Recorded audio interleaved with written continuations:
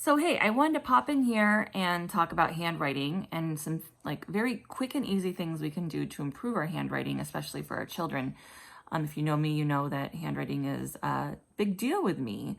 I have seen since my generation, basically I was born in the early 80s.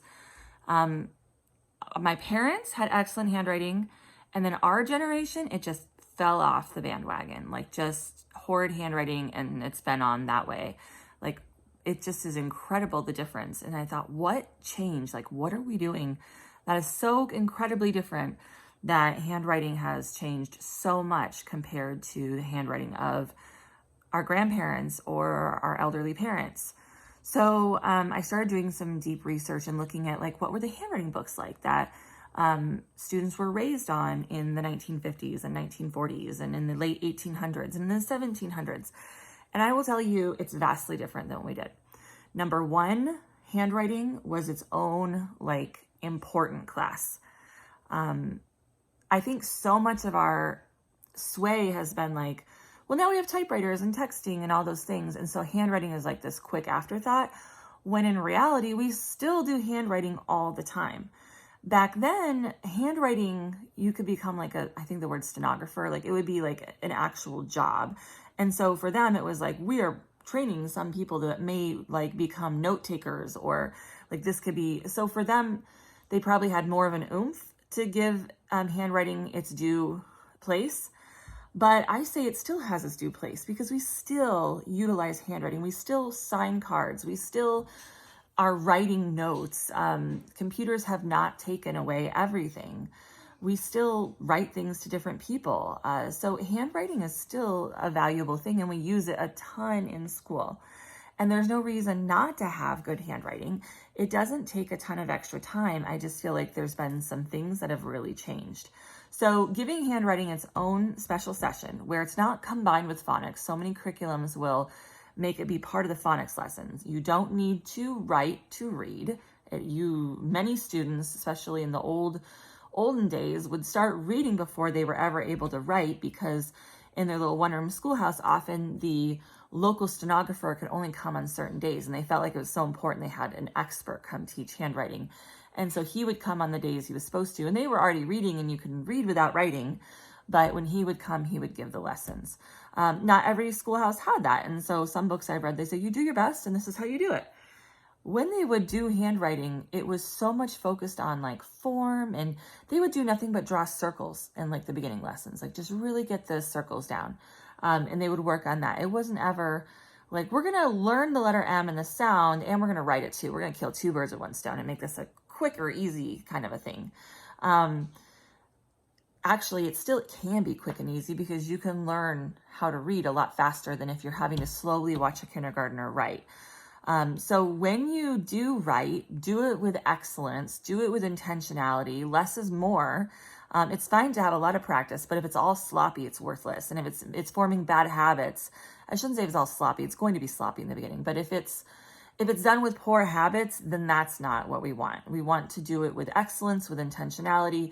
And if it's going to stress your little boy out to write a full page of M's, then just have him do a few with perfect posture, perfect holding the pencil correctly, and with excellence. And that would be far better than having him do a page poorly. So just a few other things I want to go over. The importance of your writing instruments and your paper. These also have changed, I've discovered. So I am a calligrapher. I don't do it professionally anymore, but I used to do it professionally. And one of the things that when you write calligraphy is there's something called the upstroke and the downstroke, and I would always call it the thicks and the thins. So when you take your calligraphy pen and you pull it up, you get a fine line, and when you press the pen down, the nib spreads open and you get a thicker line. So that's a thick and a thin. And some of these old handwriting books from like the 1920s would talk about how you make a thick and a thin with your pencil. And I was like, what? You can't do that with a pencil. That doesn't happen. Pencils are all the same uniformity. Like there's no thick and thin with a pencil. And I pulled like standard pencil number 2 out just to see. And I was right. And that made me realize, wait a second.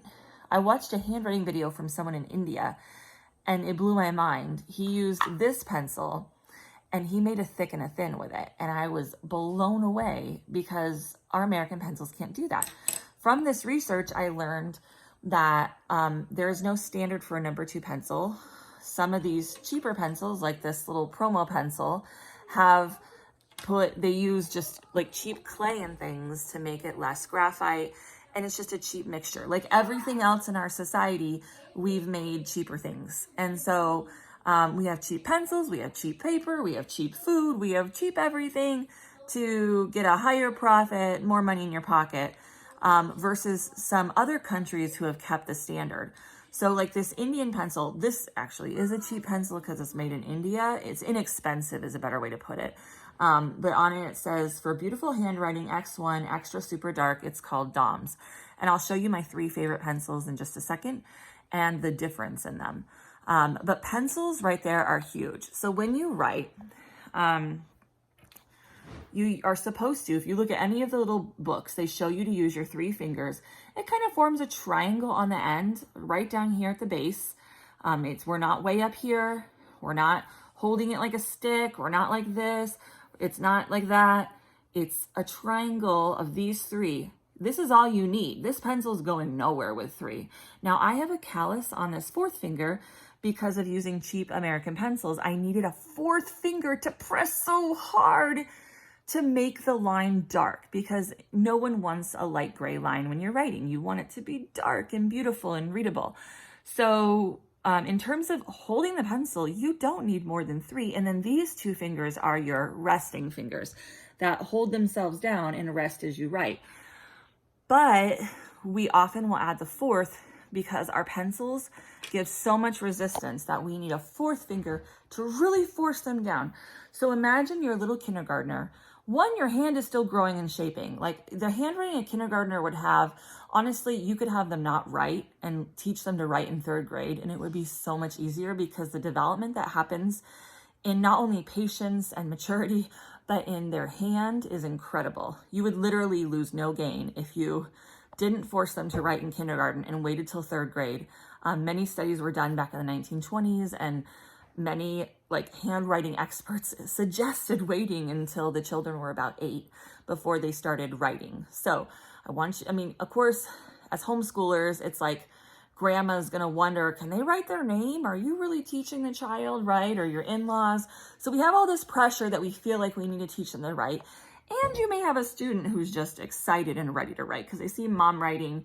So it's not wrong to teach them when they're little, but just not to overwhelm them and force it too much.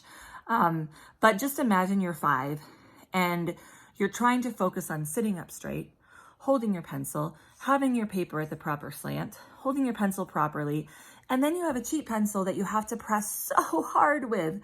Like, that's too much. If we can take one of those things off of their plates, let's do it. And if we can take a second thing off their plate by giving them high quality paper that's as smooth as butter, so when they are holding that pencil with 3 fingers, it just slides across the paper, wouldn't that be such a gift? So let me show you how we can eliminate at least 2 of these barriers. They're still gonna have to remember to work on their form and their posture and how they hold their paper. I'll show you one other thing that they need to work on when I flip the camera around is where they place their arm. So let me flip the camera.